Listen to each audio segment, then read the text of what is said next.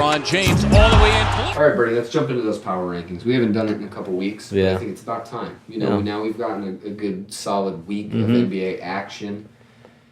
Maybe, is it a week? No, it's only been 4 or 5 days, right? But we've gotten a good amount of games in the time since the All-Star break has ended. Mm-hmm. According to ESPN, number 1, Houston Rockets. Yep. Where do you? I think deservedly so. They overtook the Warriors when they beat them to win that number 1 spot. So I think deservedly so. They deserve to be number 1. Obviously, this week is going to be a little bit troubling because they're going to be at Utah. At the Clippers. At the Clippers, which they've had there's some history there with those teams. So that should be an interesting game to watch. I'm excited. And then they also play Boston again. So it'll be interesting to see what happens in that game because I believe they only play 2 games for Eastern Conference opponents. The one thing is Blake is no longer there. Right? Yeah. So there might be a big drop-off in drama. Maybe, but then there's Austin Rivers. Do any of those new guys have Austin Rivers back? Tobias Harris, Avery Bradley, any of them? They probably all hate Austin Rivers. I'm sure Doc Rivers is going to be like, I don't care if you have my son. I don't care if you like my son or not. Just have his back. Have his back. He's going to get beaten up out there. Yeah. They got Trevor Especially after Ariza. some of the rumors that we've heard. They got Trevor Ariza out there. Yeah.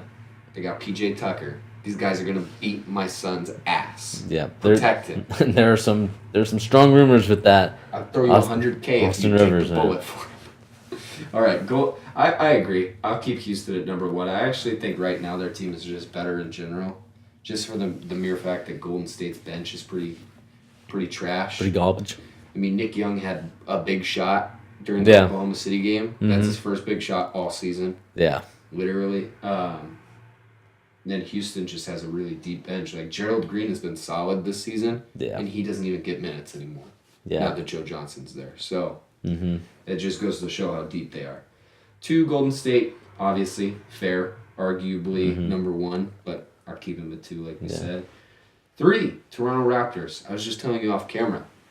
I think I'm starting to become a slight believer in Toronto. Slight believer. Okay. They've only been the 3rd or 4th best team in the NBA for 6 months now. So I think they're probably going to do something. Their team, other than Houston, just depth, bench, starting lineup. They're the deepest team other than Houston. Yeah, they definitely have a good bench. I like the pieces they have around them. It's just my only concern with them, and it's always been this way since they formed this team or this core group of guys with Dwayne Casey. Is just can they do it in the playoffs? Yeah. And I'm one of those people that I've always rooted for Toronto. Yeah. Because I saw how good they were before Boston got better. 6 God helped them out. But, the playoffs have been very disappointing for this core group of guys along with Dwayne Casey. So I'm waiting to see if this group of guys can really step it up this year. Can they get to the conference finals? Can they beat a Boston? Can they beat a Cleveland team to get to that conference final? Yeah. We're going to have to wait and see. I agree. Shouts out to DeMar DeRozan, too, coming out and talking about his battles with depression. Yeah. More power to that guy. That takes a lot of guts, being one of the top 10 best players in the league. And very open about it. Ego-driven league, and to come out and talk about that. Yeah. More power to you. That helps a lot of young people. I appreciate stuff like that.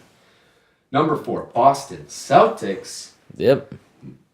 Jumped over the Cleveland Cavaliers, which I thought was a little funny that they were behind Cleveland to begin with. I think it's just because we bought into the hype of when they won against them, and there was that they won those 2 games before the All-Star break, and then LeBron got his triple-double and all that stuff. So I think the Celtics right now are right where they are. Like we've been talking about for the Celtics for the past months now. It's just the offense. They need to find some sort of offense without Kyrie. Yeah. And right now that's not really coming to fruition, even though they're 2-0 right now. Yeah. The Celtics are going to have a tough time, especially battling the Raptors for that first seed. First seed, are they going to get it? I don't know. I mean, they're not that far behind. They're only 2 games behind, or 1 game. I think it's 1 game. But they have a decent schedule this week. Memphis, Charlotte, and then Houston. Yeah. So let's assume maybe they lose that Houston game. They still are, 4-1 in the last 5 games. So it's a good stretch. Cleveland at 5. I actually think that this is pretty. And I'm not going to jump off my little Cleveland thing, right? I talked about how I actually kind of believe in this team now last week. I'm not jumping off of it.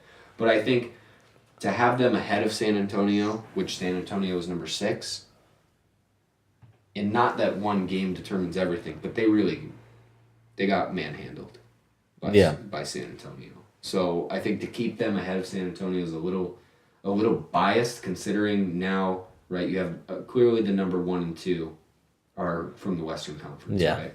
But then you have 3, 4, and 5 are all Eastern Conference teams. I think it's kind of unfair considering how far behind the East is. I think the reason why they have San Antonio lower is just because they obviously know that Kawhi Leonard is probably not coming back, even though there is a slight chance, depending on him, and it's all depending on Kawhi Leonard, because Popovich, I think, gave him a timeline of when he would like him back. Yeah.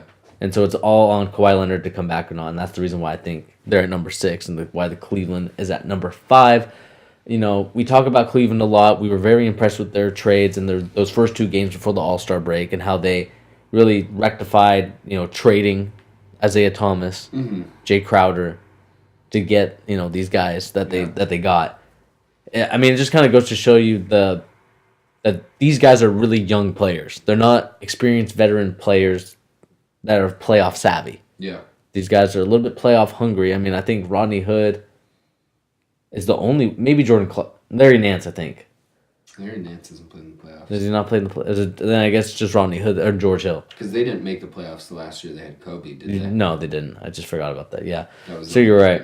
So, there's only 2 players from that core group of guys they brought in from that trade that have playoff experience, and even then, it's not really that much. Grant Hill has a lot, though. Grant Hill has a lot. Other than that, not much. And then you have Rodney Hood, who's only a couple times with Utah. Yeah, and even then he was super young when he did it. Yeah. So Cleveland still needs to find their ways. Like we talked about, I think a lot of people, were really hyped on this, and they're like, okay, Cleveland's gonna easily win. Now they're gonna start bulldozing the rest of the Eastern Conference. Yeah. They need to learn how to do more than 5 different, offensive plays. Yeah. They need to come up with something.